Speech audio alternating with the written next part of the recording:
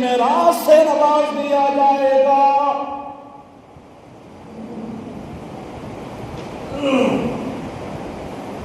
اللہ پاک نے فرمایا وَمَن يُهِنِ اللَّهُ فَمَا لَهُ مِن مُكْرِمٍ، اور جسے اللہ ذلیل کرے تو اسے کوئی عزت دینے والا نہیں۔ اس چیز کو بھی ذہن میں بٹھا لیں، اپنے ذہن میں اس کو پیوست کر لیں۔ معلوم ہوا کہ عزت و ناموری کسی قوم یا فرد کی میراث نہیں کہ کوئی بندہ چاہے کیسے ہی سیاہ کام کرتے پھرے، اپنا اعمال نامہ گناہوں سے بھر لے، اس کا کردار نافرمانیوں سے داغدار ہو، اس کے باوجود وہ عزت کے ساتھ زندگی گزارے گا۔ نانا ایسا نہیں ہو سکتا جو اپنے اخلاق و کردار سے، اپنے نیک اعمال سے، خیر خواہی اور ہمدردی سے اپنے آپ کو عزت کا حقدار ثابت نہیں کرتا، اللہ پاک اسے بھی عزت نہیں دیتا۔ ہمیں چاہیے کہ ہم اگر عزت چاہتے ہیں، اگر ہم مقام و مرتبہ چاہتے ہیں، اگر ہم اللہ پاک کی بارگاہ میں بزرگی چاہتے ہیں تو ہمیں نیکیاں کرنی ہوں گی، ہر مقام پر نیکیاں کرنی ہوں گی، ہر مقام پر اچھے کام کرنے ہوں گے، تبھی ہمیں عزت سے نوازا جائے گا۔ عزت ساری کی ساری اللہ پاک کے ہاں ہے، اور وہاں سے ملتی کیسے ہے؟ سمجھنا تو یہ ہے اصل میں گناہ چھوڑ کر، اللہ پاک کی فرما برداری اختیار کر کے، تقوی اپنا کر، نافرمانی سے عزت نہیں ملتی، گناہ سے عزت نہیں ملتی۔ حضرت جبیر بن نفیر رحمۃ اللہ علیہ فرماتے ہیں جب مسلمانوں نے قبرص کے علاقے کو فتح کیا، میں نے دیکھا کہ صحابی رسول حضرت ابو درداء رضی اللہ تعالیٰ تنہائی میں بیٹھے رو رہے۔ میں آپ کی خدمت میں حاضر ہوا، عرض کی عالی جا، آج تو اللہ پاک نے مسلمانوں کو کفار پر غلبہ عطا فرمایا ہے، آپ کو فتح عطا فرمائی ہے، آج خوشی کا دن ہے اور آپ آنسو بہا رہے ہیں۔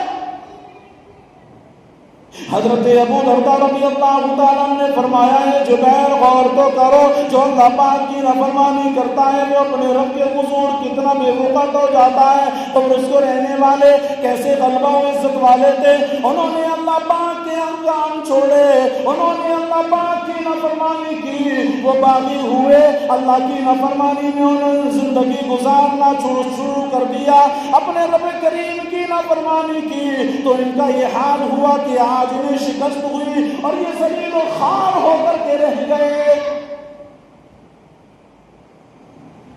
معلوم ہوا عزت صرف و صرف اللہ پاک کی فرما برداری میں ہے۔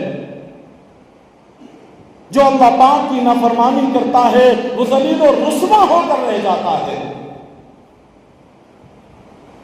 آج ہمارے ہاں لوگ غیر مسلموں کے طور طریقے اپناتے ہیں، ان کی نقلیں کرتے ہیں، نت نئے فیشن وہ بھی غیر مسلموں والے اپناتے ہیں اور سمجھتے ہیں کہ اس میں ہماری عزت ہے۔ اور مسلمانوں، غیر مسلموں کے طور طریقے میں عزت نہیں مل سکتی، اللہ پاک کے دشمنوں کی پیروی سے عزت نہیں مل سکتی۔ عزت اللہ پاک کے دروازے سے ملتی ہے۔ اللہ کا قرآن کہتا ہے، کیا کہتا ہے؟ أَيَبْتَغُونَ عِندَهُمُ الْعِزَّةَ فَلِلَّهِ الْعِزَّةُ لِلَّهِ جَمِيعًا۔ کیا یہ ان کے پاس عزت ڈھونڈتے ہیں تو تمام عزتوں کا مالک پروردگار عالم ہے۔ کیا یہ لوگ غیر مسلموں کے یہاں عزت تلاش کر رہے ہیں؟